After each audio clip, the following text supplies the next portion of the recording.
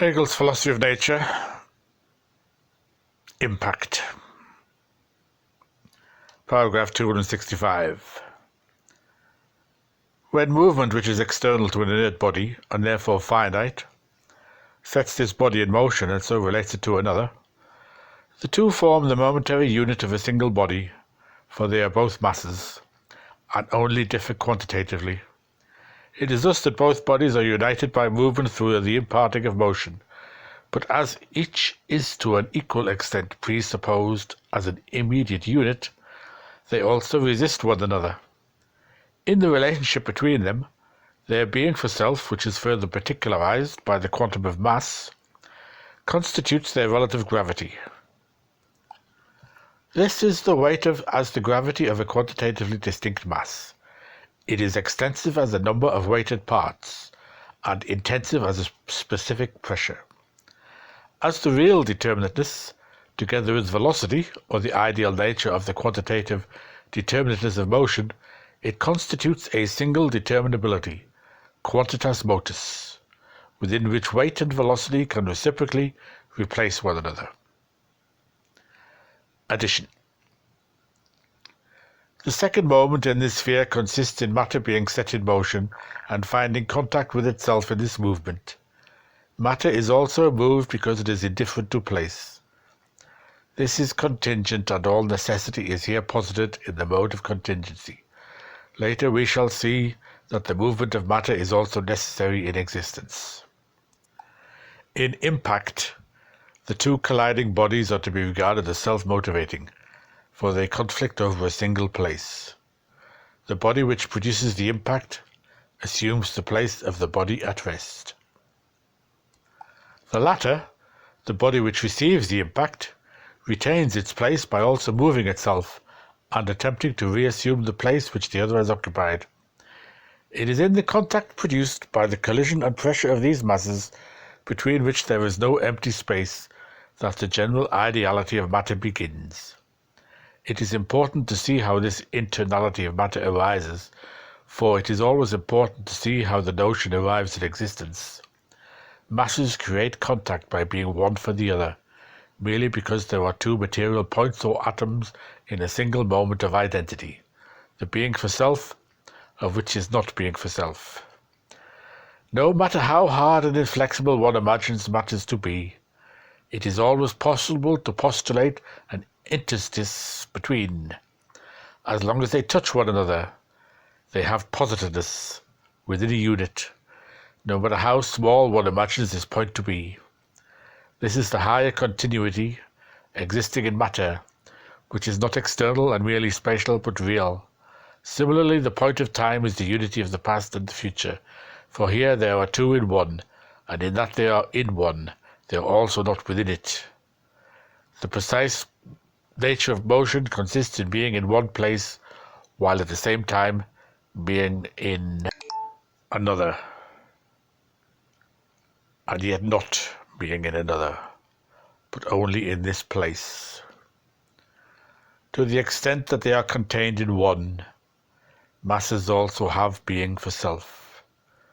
This constitutes the other moment of repulsion, or the elasticity of matter. The one is merely the surface, and the whole is continuous, because the body is completely hard.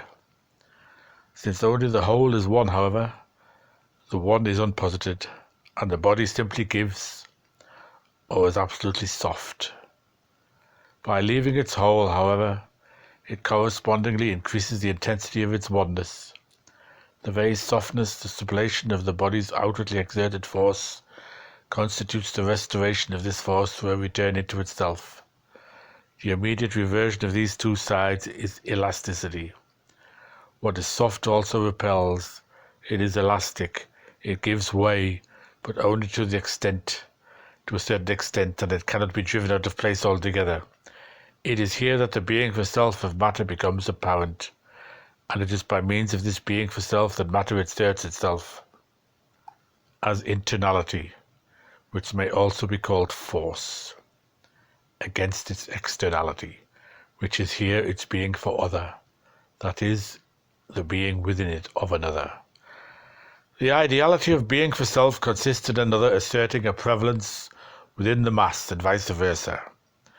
The determination of ideality, which appeared to come from without, shows itself to be the peculiar essence of matter, which at the same time itself belongs to matter's internality.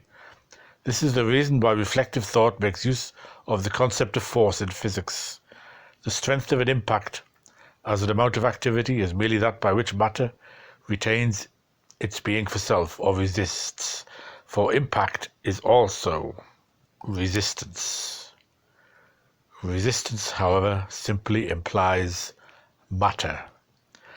That which offers resistance is material, and conversely it is material to the extent to which it offers resistance. Resistance implies the motion of two bodies, so that the determinate motion and the determinate resistance are one and the same thing. Bodies act upon one another only insofar as they are independent, and they are only independent by means of gravity. Therefore, bodies only offer resistance to one another through their gravity. This gravity is relative, however. It is not the absolute gravity which expresses the notion of matter. One of the moments of the body is its weight, by which in its tendency towards the centre of the earth it puts pressure on that which resists it. Pressure is therefore a motion which tends to sublate the separation of one mass from another. The other moment of the body is the transversal movement posited within it, which diverges from the tendency towards the centre. The magnitude of its motion is then determined by these two moments, that is, by its mass and the determinability of its transversal motion as velocity. If we posit the magnitude of this motion as internal to matter, we have what is called force. We could, however, dispense with this apparatus of force, for the propositions of mechanics which deal with them are very largely tautological.